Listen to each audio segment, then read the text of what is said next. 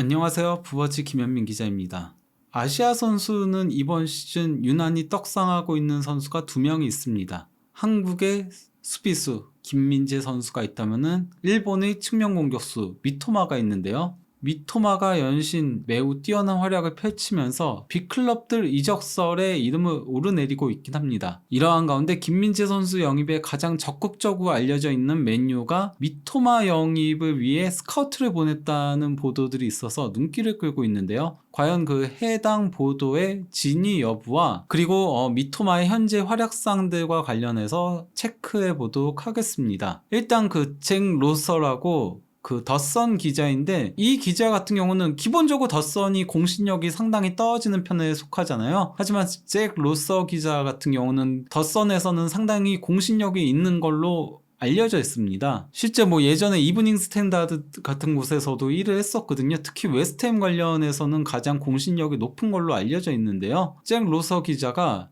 맨유가 그 미토마 영입을 고려해서 스카우트를 보냈다라고 기사를 올린 겁니다. 그리고 영국의 이제 토크스포츠 역시도 아스널과 맨유, 레알 마드리드가 미토마를 관심 대상으로 올려놓고 있다라고 이제 보도를 한 건데요. 여기서도 그러면서 이제 맨유가 미토마를 보기 위해 스카우트를 보냈다라고 내용이 적혀 있습니다. 심지어 이제 그 이적 전문 기자로 유명한 파브리쇼 로마노도 커트 옵사이드에 기고한 글에다가 뭐라고 했냐면요, 제목에 이제 미토마, 아스날, 맨유 이렇게 적어 놓은 건데요. 다만 이제 내용은 브라이턴은 미토마를 지키려고 할 것이다긴 합니다. 미토마가 아스날과 맨유 같은 구단들과 링크가 나고 있지만 브라이턴은 선수단 전원을 팔지 않을 것이다. 브라이턴 선수들을 둘러싼 루머가 항상 있지만 내 생각에 그들은 미토마를 지키려고 하고 있기에 미드필더 한 명이 떠날 가능성이 가장 높다고 본다. 아무래도 여기서 말하는 미드필더는 카이세도일 가능성이 높죠. 카이세도는 지난 겨울 이적 시장에도 아스널로 이적하려고 했었으니까요. 물론 불발로 끝나긴 했었지만요. 그리고 이제 맥칼리스터도 이적 얘기들이 많이 나오고 있긴 하고요. 어쨌건 그러면서 이제 그 미토마는 데체르비 감독에게 정말 감사해야 하고 있다라고 하는데, 그건 그럴만도 하죠. 왜냐면 데체르비 감독이 부임하기 이전까지 미토마는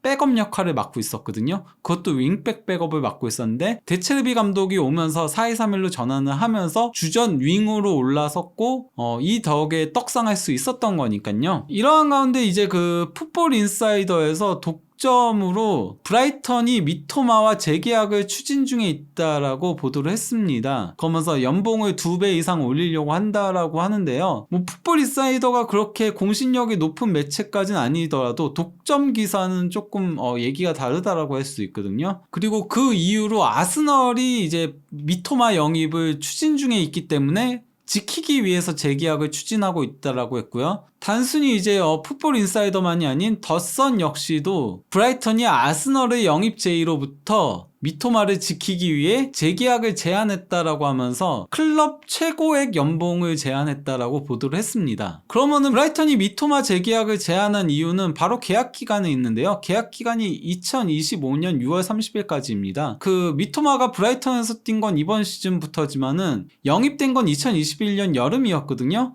그리고 이제 로얄 생질로아에서 한 시즌 임대로 뛰고 이번 시즌에 임대 복귀해서 뛰고 있는 거죠. 계약 기간이 현 시점에서 2년밖에 남지 않았기 때문에 지금 재계약을 하지 않는다면은 이번 여름이 비싸게 팔 수 있는 마지막 기회라고 할 수 있습니다. 아니면은 다음 시즌 되면 이제 계약 기간이 1년밖에 남지 않게 되니까요. 미토마는 왼쪽 스페셜리스트라고 봐도 무방합니다. 포터 감독 밑에서는 왼쪽 윙백 역할을 수행을 했었고요. 데체르비 감독 밑에서는 왼쪽 윙으로 뛰고 있는데요. 이번 시즌 프리미어리그에선 20경기 출전해서 6골 4도움을 올리고 있고요. 공식 대회는 27경기 9골 6도움을 기록 중에 있습니다. 포터 감독 체제에서는 백업으로 뛰었다 보니까 출전 시간이 많지가 않았었거든요. 그러다 보니 이제 그 분당으로 따지면은 194분당 한 골을 넣고 있고 116분당 한 개의 공격 포인트를 기록 중에 있습니다. 즉 경기당 한 개에 가까운 그 공격 포인트를 기록 중에 있다라고 할 수 있겠죠. 윙으로는 나름 득점 생산성이 있는 선수라고 평가할 수 있겠는데요. 특히 최근 활약상이 상당히 좋죠.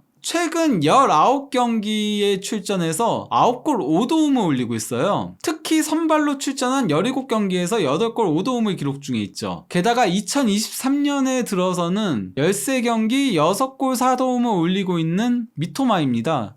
거의 경기당 1개의 공격 포인트를 올리고 있다라고 봐도 무방한데요. 무엇보다도 미토마의 강점은 바로 드리블에 있죠. 프리미어리그에서 90분당 드리블 성공이 이건 이제 그 50% 이상 출전한 선수들을 기준으로 하고 있습니다. 50%가 안 되는 선수들 중에서는 뭐 생막시맹이라던가 아다마 트라오레가 더 많은 드리블을 성공시키긴 했지만요. 50% 이상 출전한 프리미어리그 선수들 중에서 90분당 드리블 성공이 2.4회로 전체 1위를 달리고 있습니다. 더 놀라운 건 페널티 박스 안에서의 드리블 돌파에 상당히 능하다는 데 있는데요.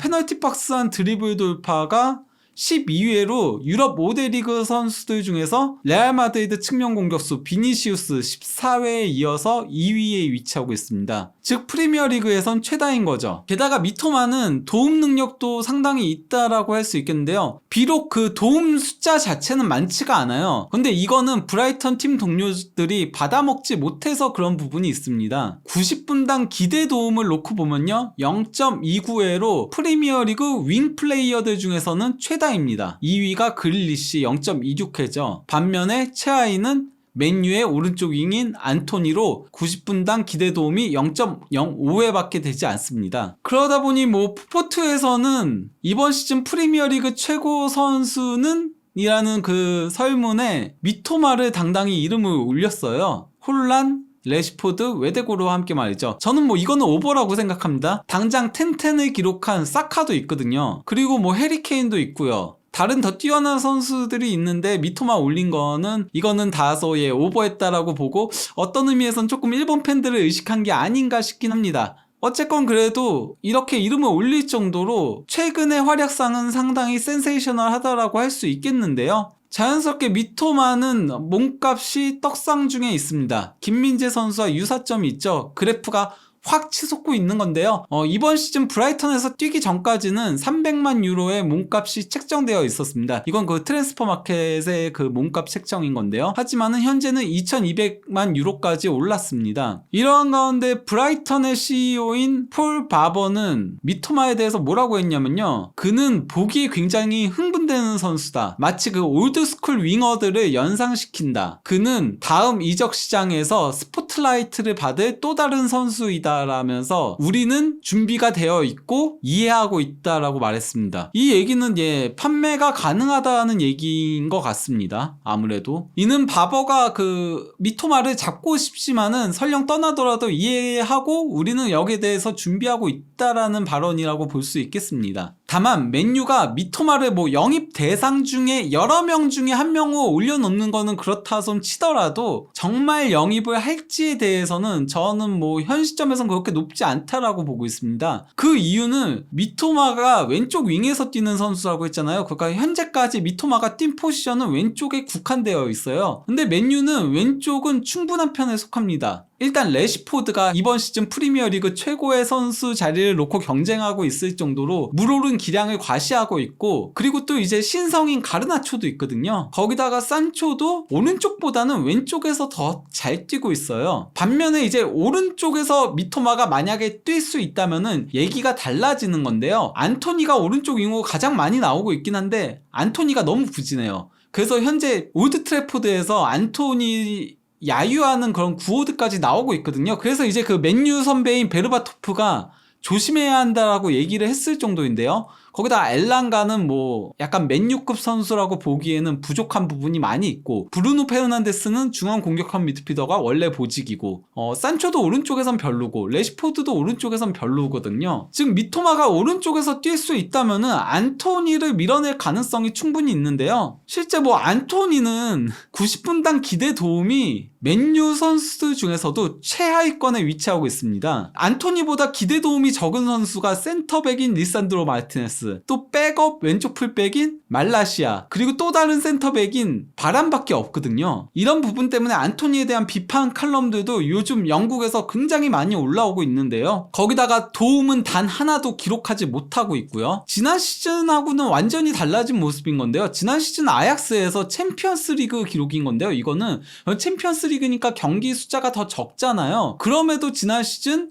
챔피언스 리그에서 찬스 메이킹이 10회, 90분당 찬스 메이킹은 1.56회, 그리고 도움도 4도움, 그리고 기대 도움도 2.1회를 올렸거든요. 90분당 기대 도움은 0.33회였고요. 반면에 이번 시즌은 프리미어리그 그 많은 경기에 출전하고도 전체 찬스 메이킹이 11회, 그리고 90분당 찬스 메이킹은 0.92회 밖에 되지 않고요. 도움은 하나도 없고 기대 도움도 0.7회로 90분당 기대 도움은 0.06회 밖에 되지 않습니다. 상당히 심각한 수준이라고 할 수 있는데요. 더 큰 문제가 안토니가 항상 똑같은 패턴의 플레이를 한다는 거예요. 여기 그 찬스 메이킹 그래프를 보더라도 확인할 수 있지만요. 다 오른쪽에서 왼쪽으로 보내는 패스들이에요.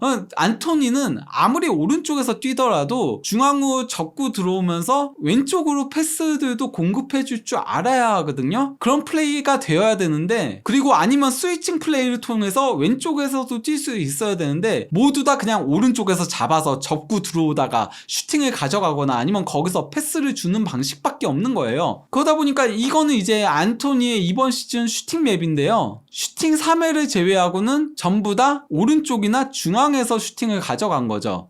거기다가 중앙에서의 슈팅도 2번밖에 없고요. 즉 죄다 오른쪽에서 접고 들어와가지고 왼발 슈팅 이거밖에 없다는 소리예요. 그러다 보니 상대 입장에서는 막기가 상당히 쉽다라고 할 수 있겠죠. 그러다 보니까 90분당 슈팅을 3.01회나 가져가면서도 90분당 골은 0.25골밖에 되지 않는 겁니다. 전체 골 숫자도 3골밖에 되지 않고요. 기대 득점도 2.8골밖에 되지 않고요. 그러다 보니 이제 덧선에서도 맨유에 이제 뭐 다음 시즌 예상 베스트 11 뭐 이거 올리면서, 이건 이제 미토마 기사에 올린 거예요. 미토마 기사에 올리다 보니까 뭐 이렇게 올라온 거긴 한데요. 미토마를 오른쪽 윙으로 예상을 했죠. 다만 이게 예상이랑 실제는 다른 거거든요. 미토마가 그동안 오른쪽에서 뛰었던 적이 있다 하면 모를까 뛰지 않았는데, 이건 검증되지 않은 부분이다 보니까 과연 미토마를 오른쪽으로 쓰는 리스크를 쓰면서까지 영입을 감행할지는 의구심이 있다라고 할 수 있겠죠. 거기다가 맨유의 최우선 영입 목표는 최전방 공격수와 중앙 미드필더고요. 그래서 최전방 공격수는 오시멘과 케인이 거론되고 있고, 중앙 미드필더는 더용이 계속 거론이 됐었는데 더용이 바르셀로나에 남고 싶다라고 계속 보도들이 나오니까 지금은 이제 벨링엄 영입설로 선회하고 있는 모양새죠. 분명한 건 맨유가 이번 여름 이적 시장에서 아시아 선수 한 명을 영입할 가능성이 높다라는 겁니다. 이미 로마노 기자가 본인의 유튜브 채널을 통해서 이게 라치오하고의 경기가 끝났을 때 올린 건데요. 맨유가 김민재를 체크하기 위해 스카우트를 보내서 라치오전을 봤다라고 이제 유튜브에서 얘기를 한 겁니다. 로마노면은 뭐 거짓 정보를 얘기할 사람은 아니니까요. 맨유는 과거 그 박지성 선수가 이제 오랜 기간 활약한 적이 있었고요. 또 그 뒤를 이어서 카가와를 영입을 했었는데 이는 실패로 돌아간 바 있었죠. 분명한 건 맨유가 베컴을 통해서 글로벌적인 인기를 얻게 됐었고요. 원래 맨유가 그 베컴 이전까지는 그렇게까지 인기가 많은 구단이 아니었거든요. 하지만은 베컴을 통해서 북미 인기도를 꽉 잡게 됐었고, 그래서 한때 그 레알 마드리드보다 더 그 마케팅 파워가 앞서기도 했었죠. 그게 바로 그 레알 마드리드가 맨유에서 베컴을 영입하게 된 계기였고요. 그리고 또 이제 박지성 선수를 통해서 아시아 인기까지 잡는 데 성공한 바 있었습니다. 그때는 이제 동아시아를 넘어서 베트남 같은 동남아시아까지도 인기를 꽉 잡는 데 성공을 했었거든요. 과연 맨유가 김민재나 미토마 선수 영입을 통해 다시 한번 그 박지성 선수 시절의 영광을 재현할 수 있을지 앞으로의 행보를 주목해 보는 것도 이적 시장을 즐기는 또 하나의 즐거움이 아닐까 싶습니다. 물론 저는 그 미토마 선수의 경우는 맨유 이적 가능성이 그리 높지 않다라고 현 시점에서는 보고 있긴 하지만 말이죠. 그럼 이쯤에서 이번 영상을 마무리하도록 하겠습니다. 긴 영상 봐주셔서 감사합니다.